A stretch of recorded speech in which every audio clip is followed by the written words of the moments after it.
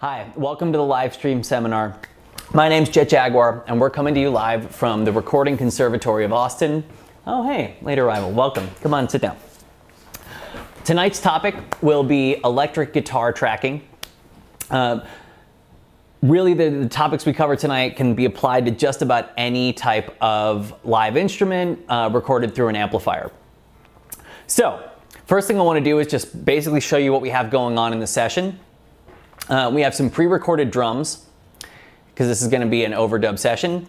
Those are hidden in my my hidden tracks menu over here, yep. And then we have some guitar tracks, 2 microphone tracks, an SM7B, and a Biodynamic M88. We also have a DI track. These are all going to be recorded over those pre-recorded drums.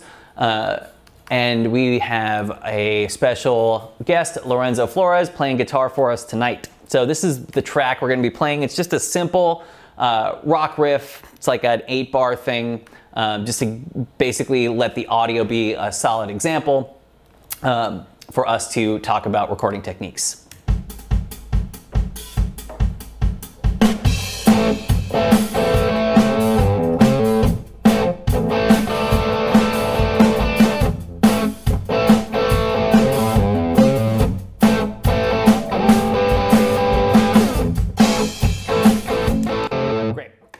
Basically, that's what we're going to be using as an example.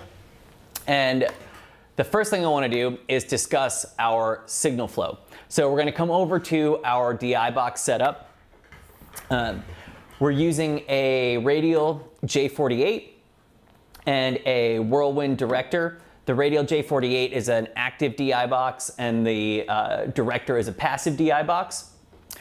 Our guitar signal comes right out from the guitar, right?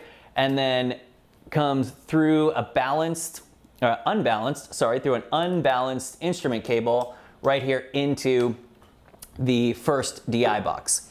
Now the purpose of this first DI box is to capture just the sound right out of the guitar. I can't stress enough the importance in the modern guitar workflow of capturing that completely clean DI signal. And when we hear it in the box, we'll do some explanation as to what we can do with that. So the Radial J48 takes the instrument level signal right out of the guitar and converts it into a microphone level signal out of this balanced connection coming out the back of it at mic level into our patch bay. The patch bay then connects to the preamp we're using today, which is the Focusrite.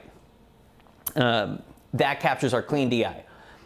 Now this DI sends its signal out the through at instrument level. So this is basically the input and the through connection are just sort of like extending the cable. You could think of this just like splitting the input and sending this second split from that input out through the through at instrument level into the input of a second DI box.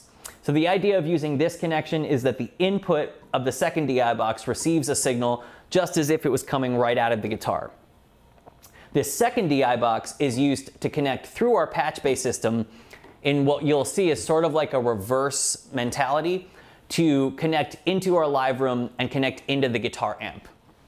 So the output from this second passive DI box is connected to our patch bay through this cable, which is a balanced mic level signal.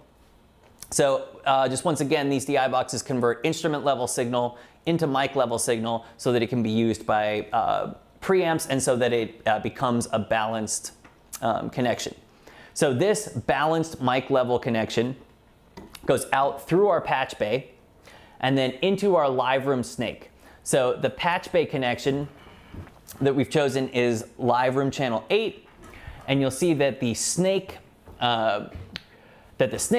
connection from live room 8 sends an XLR cable out over into a second, this is I guess the third DI box, into a third DI box that sits in front of our amplifier, and the XLR cable from the snake is plugged into the output of that DI box. This is the part that that I was saying was sort of like thought of in reverse. The signal actually flows into the output at mic level, balanced, and then comes out the input at instrument level, unbalanced.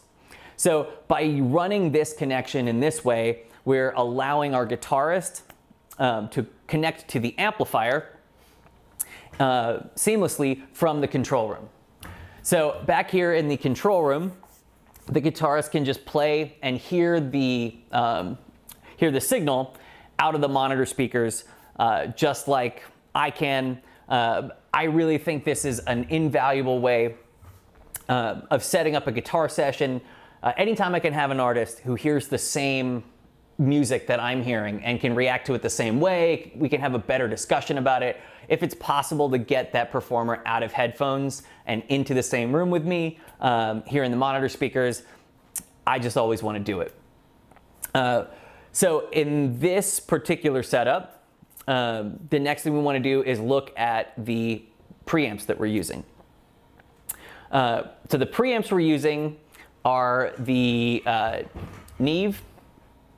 Well, we call it the Neve. It's an AMEC 9098 for the SM7B, and the Vintech 473 for our Biodynamic M88.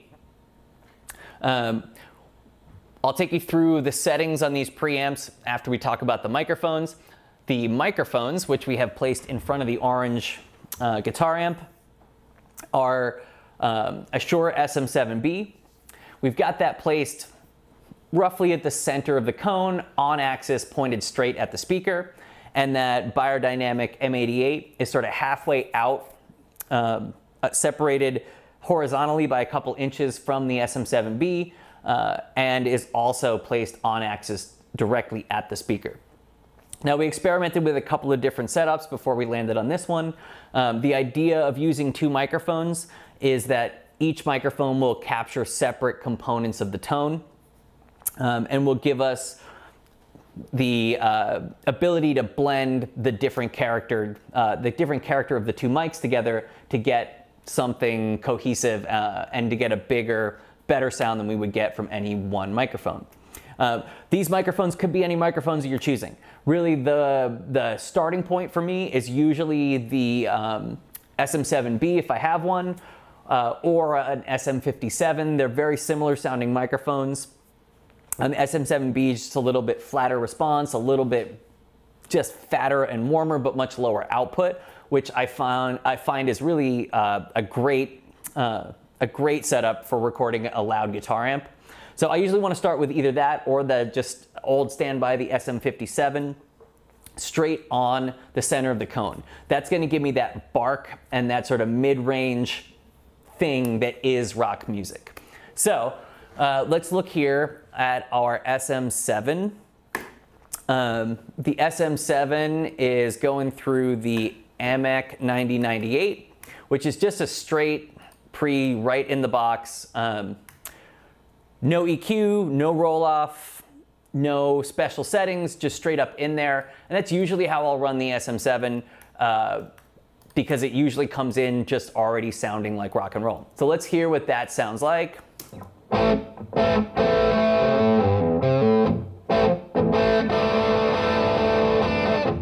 Cool. That's got that nice 3K thing. It should be right on the verge of hurting your ears. that's that 3K sensitivity point in the Fletcher-Munson curve. So that's the thing that makes rock music sound so loud even when it's at low level. And we want that from our SM7. Now let's hear the M88 by itself.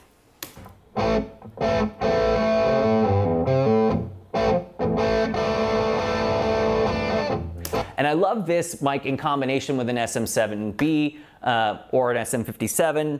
Another great combination would be, say, Sennheiser 421 would be a great complement to an SM57.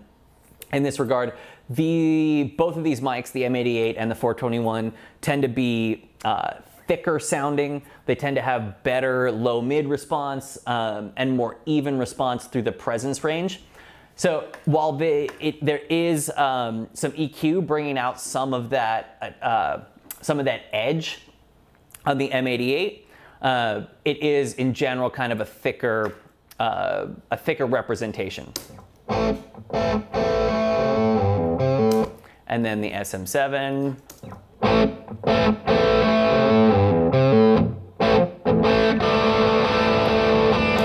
And just to make the comparison a little more obvious, I'm going to make them the same level here. I had already blended them a little bit. So for our AB, I'm going to put my solo mode in XOR so I can flip back and forth really quickly.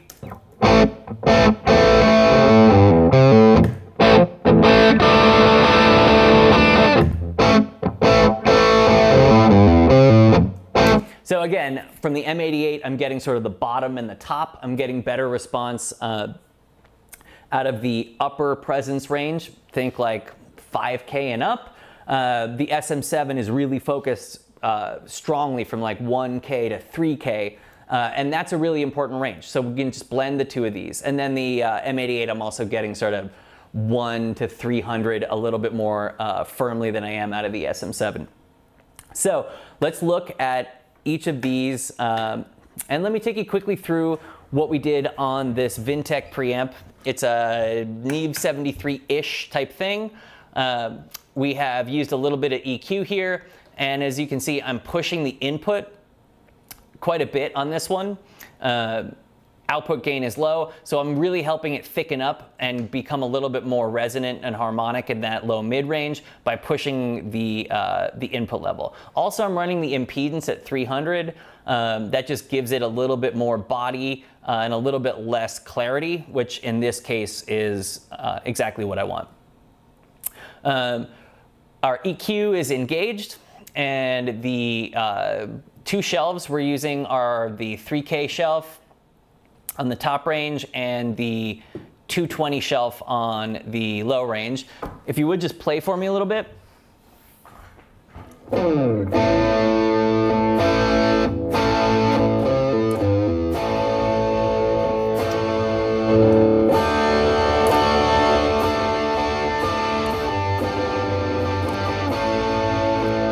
great. And so you can see when we flip the EQ off, play a little. Cool. And then we flip on. Off. On. Great, thanks. Really what we're just trying to do is bring out the edges of this tone, the warm, resonant low end, and the bark on the top end, or in the presence range, really, I should say that 3K shelf is giving us that whole upper register. And that will help it blend nicely with the SM7. So when we bring these two in together, let's go ahead and play me just that chord. That was great.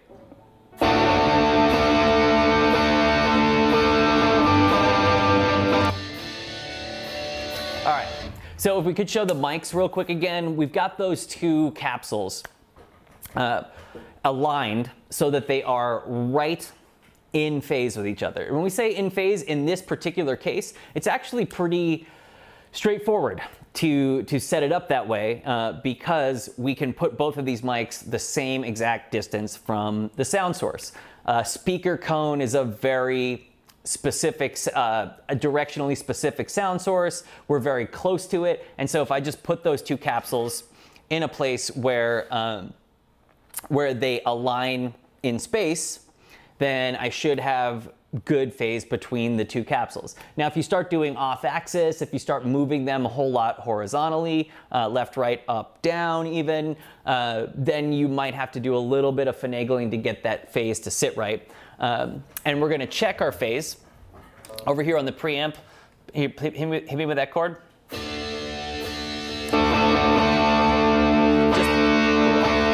Just by flipping phase, we can hear that when they're out, super scooped, and then they come in. So just a word on that phase relationship. The closer those two mics are together, so the better aligned those two capsules are in space, and the closer they are together to each other physically, and also the closer they are to the sound source, the more strong we should expect that phase relationship to be. So if we were to say move those two mics further apart, the signal to each of those mics would be more different than if they were close together. If we were to move them further from the amp, then same difference. If we were to do both of those things, even more so. So the closer they are to each other and the closer they are to the amp, in this case very close to each other and very close to the amp, the tighter we should expect that phase to be.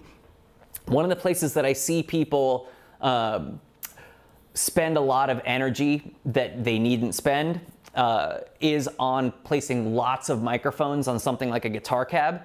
When your close mic methodology, getting those two in phase is everything. That's the whole shebang right there. If you can get those two front cab mics in phase, you get a good sound coming out of the speaker. That should be good to go for just about any rock track, as long as you're layering properly and your arrangement is well set up.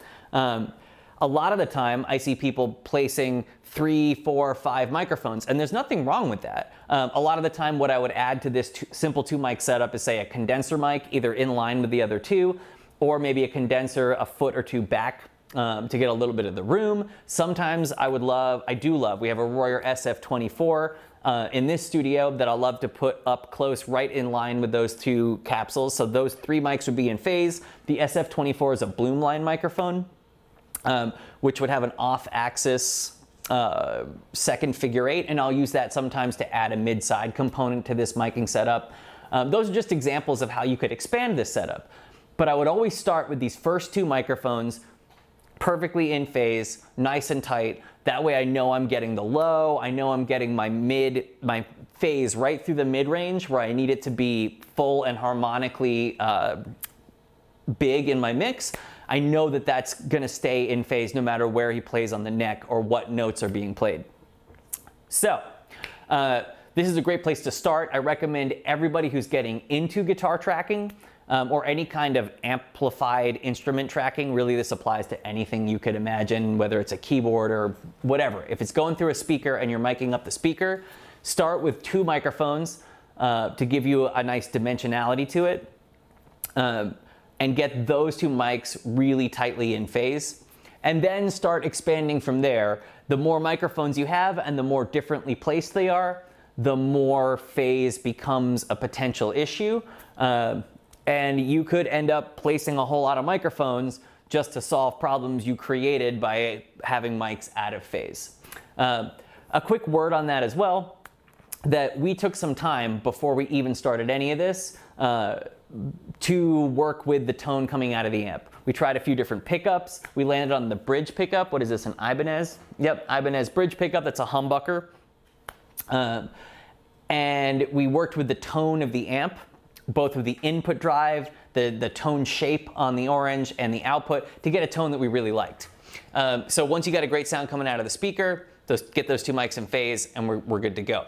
So let's look at just tracking a quick pass here. And then we'll talk about the DI. So go ahead and give me a...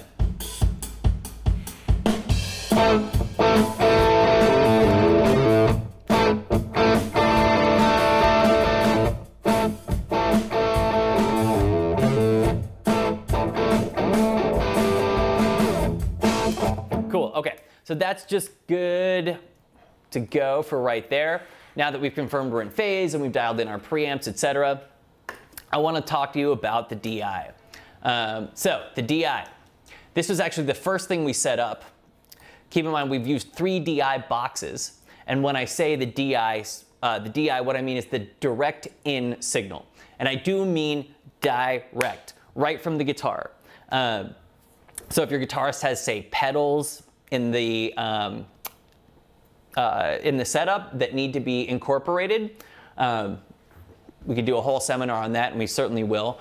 But if we could show the DI boxes, the pedals would go between these first 2 DI boxes.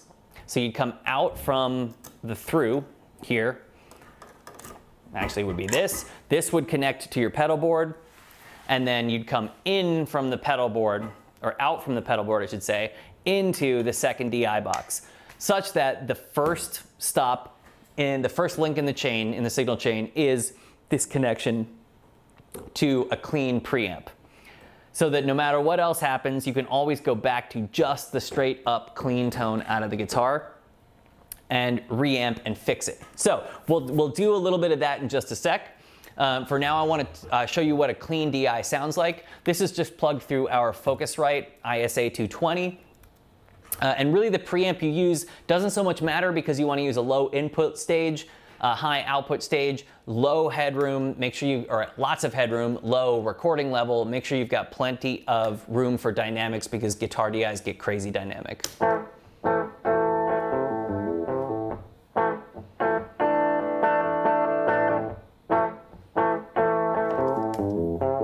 Boy, doesn't sound like rock and roll, does it?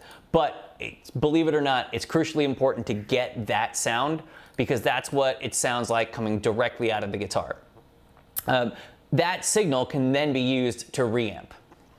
So let's talk about getting a quality rock guitar sound because we're sitting here with a good rock guitarist. We've got a rock amplifier setup. So rock guitar sounds. There aren't many places in recording, in the discussion of recording techniques where I can sort of point you at a thing and say, this is how it's done. Usually it's, well, analyze some stuff, decide on blah, blah, blah, blah, blah, whatever. It's complicated. In this case, rock guitars, really pretty meathead simple. What you want to do is record your rhythm guitar track twice, at least twice. Sometimes we'll do more layers, but we're going to record it once on the left and then once on the right. So let's start by doing our first guitar pass left.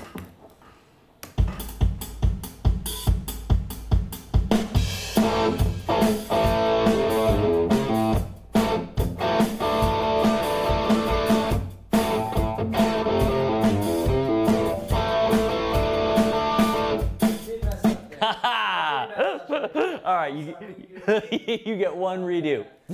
Here we go.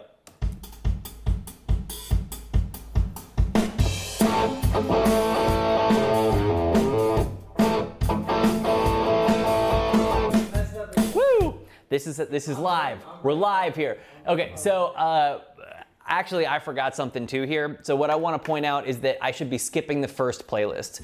This workflow, now that because I've grouped my guitar tracks on the group EG1, this workflow, pressing Control / allows me to save this first playlist open for comping. And also lets my first take be labeled 01. For a million reasons, just skip that first playlist. That's what the pros do.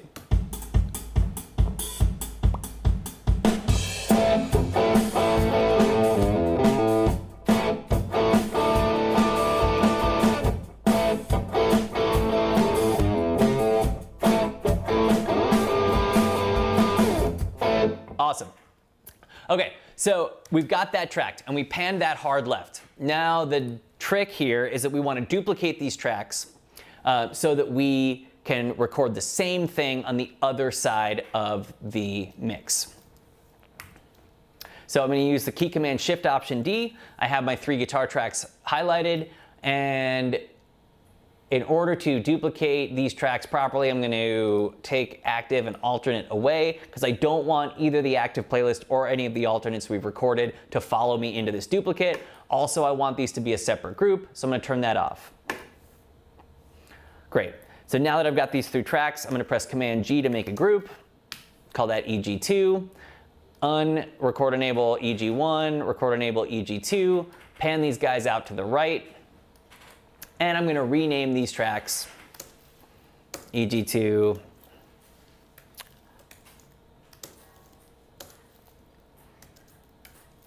It's really important to keep up with this kind of busy work while you're tracking. You actually can do this renaming of tracks while they're recording. Skip the first playlist, and when you're ready, my friend, we're going to record the other half.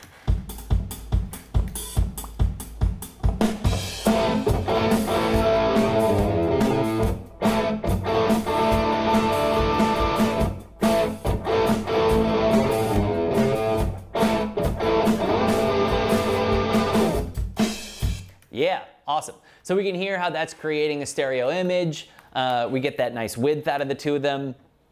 And so the last thing I want to show you is how we can use that reamp or that DI to effectively create a reamp scenario. So when we say reamp, what we generally mean is some version of creating a new guitar tone from a DI track. So in this case, we've got our guitar recorded through. Good. We got our guitar recorded through the amp, bridge pickup, and we didn't make any changes before we recorded this second guitar.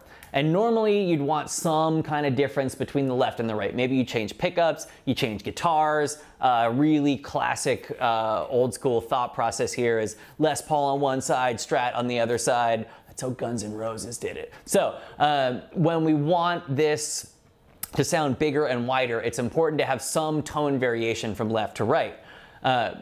Again, change guitars, change amps, change pickups. You don't want too much variation, otherwise you lose some of that size and thickness, and you lose some center. So a great way to do that is to just record them the same if you have to, and then reamp one side. So I'm going to use my current favorite amp simulator plugin, S-Gear, from the Slate bundle by Scuff'em Amps. And I'm going to use the mono version here. Just throw that right on the DI track. And I'll do this during tracking sometimes, just to make sure I'm getting the tones I need.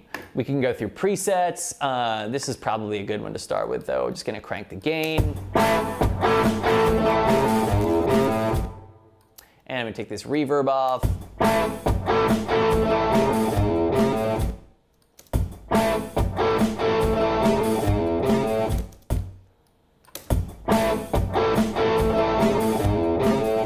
So already we're getting that nice left-right variation,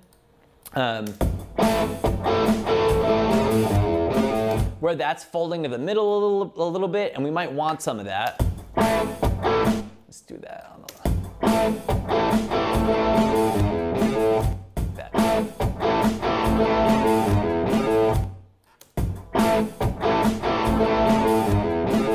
left. Cool. And so just getting that tone variation from left to right. Let's hear this in solo. And then we had on the other side. So I think I want to add a little bit of top to that, maybe get some presence going here.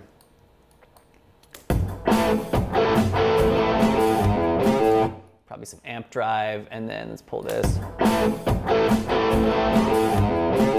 Cool. So we're going for width here in rock guitar. So we want similarity.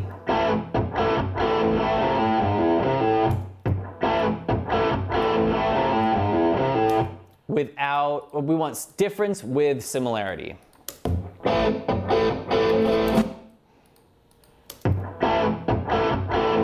So we got a darker side and a brighter side. And we can also just layer these. Another great way to create variation from left to right is to alter the blend of the microphones. So I'm going to favor the M88 on one side and favor the SM7 on the other.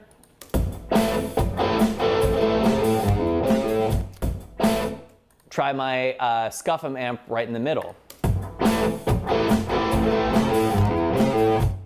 So, lots of different options here for creating big, wide guitar tones.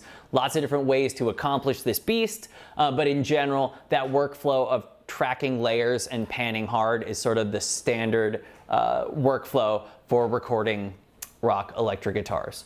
This leaves plenty of space in the middle for something like a vocal, kick, bass, snare, all the standard stuff. Also, lead guitar can just go right down the middle. So, thank you for tuning in this week. We will be back next week with another live tracked seminar.